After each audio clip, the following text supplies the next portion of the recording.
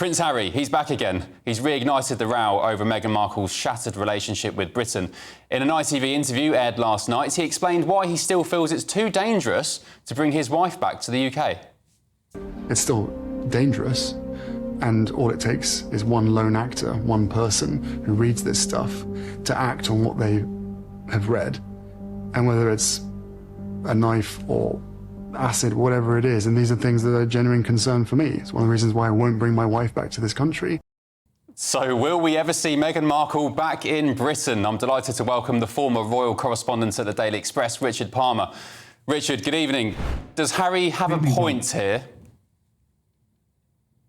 Well, I think there is certainly a history of far-right extremists targeting Harry and Meghan. You know, there have been a couple of quite prominent cases, I think.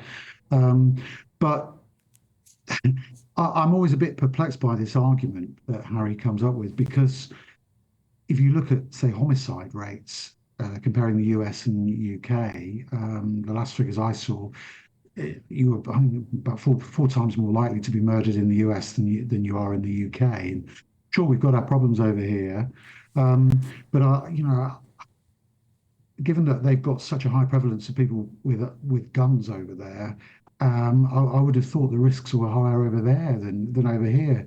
And I think we have seen increasingly in the last couple of years that they have become polarizing figures in the US as well as in the UK. Perhaps not quite to the same extent, but there does seem to be a bit of a political divide, that if you're a Democrat, you're perhaps more likely to be sympathetic towards Harry and Meghan. If you're a Republican, not so much. So I mean, we would all be concerned, I suppose, but if it was us in that position, I can sort of understand from that point of view. But Richard, I'm just not quite sure I follow the logic. Yeah, so sorry to interject. I mean, I'd understand his point if he was an ordinary Brit. I mean, we had an army officer stabbed multiple times just this week in Gillingham. But Harry and Meghan come here on private jets. They get off at Heathrow in a private terminal. They're whisked away in a Land Rover to a hotel. They've got bodyguards. I mean, on what planet are they at risk of being stabbed or having acid thrown over them? Well, yes, I mean, you make a good point. I mean, I think that's right, that they have their own protection teams. I mean, he wants to have access still to Scotland Yard protection and to national security intelligence, which he doesn't now qualify for.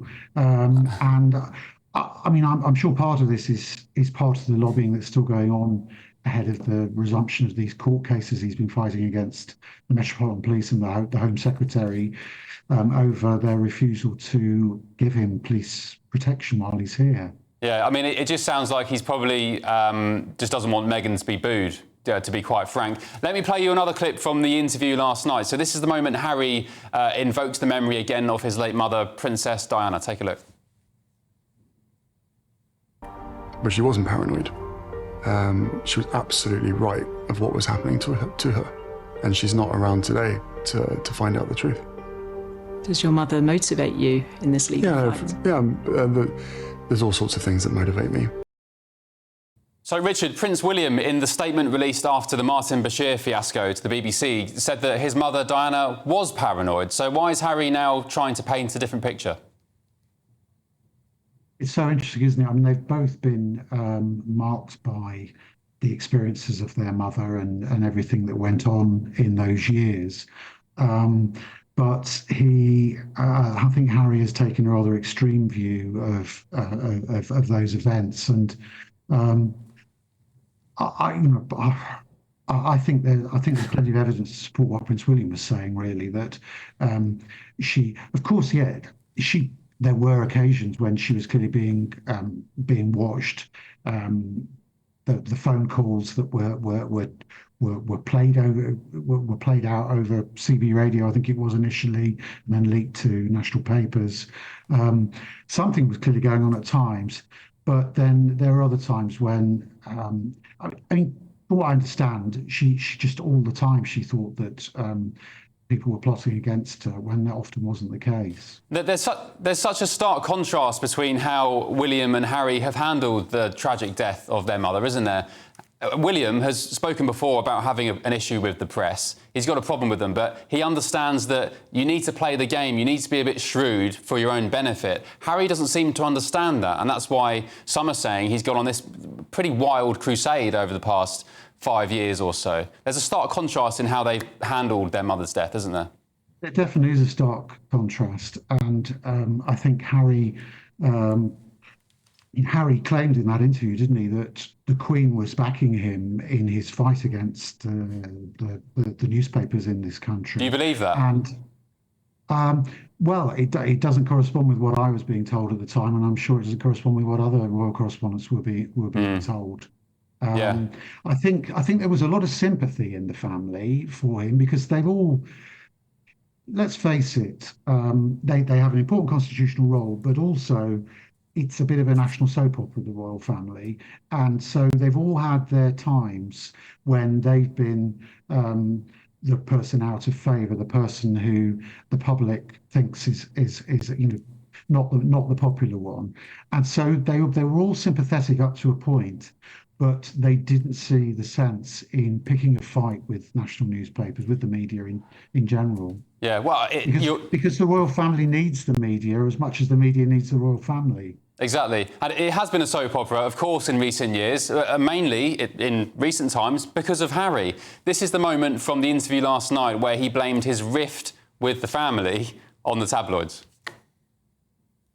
It's still dangerous, and all it takes is one lone actor, one person who reads this stuff to act on what they have read.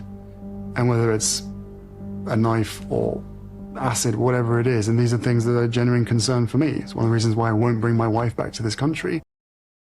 Richard, when is Harry going to take some self-responsibility here, some accountability? The tabloids didn't make him sit down with Oprah to air his dirty laundry in public. They didn't make him sit down and write all that rubbish in Spare. They didn't make him go to Netflix and do a 4, 5, 6-part documentary about his family. They didn't make him do any of that stuff. So why doesn't he just take some responsibility and accept the fact that he's fallen out with his family because he's been treacherous?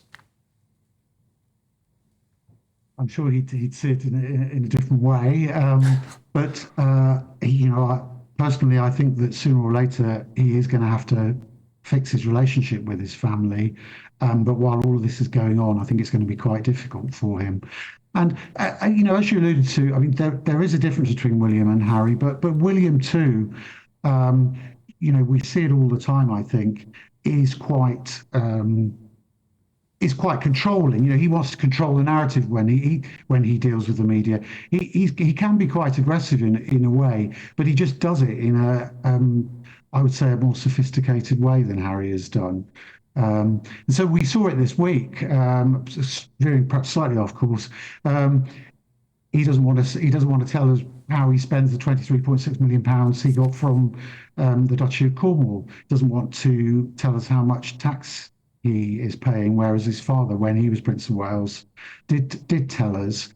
William is more secretive, but he, as you say, really, he does play the game with the media because he realises that's part and parcel of being a prominent public figure. Yeah, he needs them.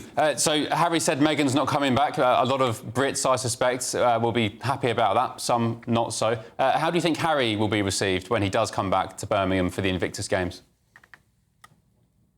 Well, I think a mixed reception. I suspect at the Invictus Games he will get a wonderful reception from the public and from the armed forces families who are there. Because I have to say, I do think that the Invictus Games is his greatest achievement.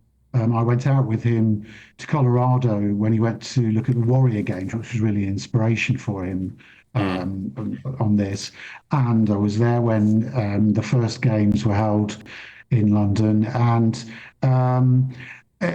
it is something he can really be proud of, I think. And of course, there are many armed forces families who will respect him for that and cheer him for that. Okay. Although there are others there are people who've been involved in Invictus who feel he's lost his way. Yeah. And have criticised him.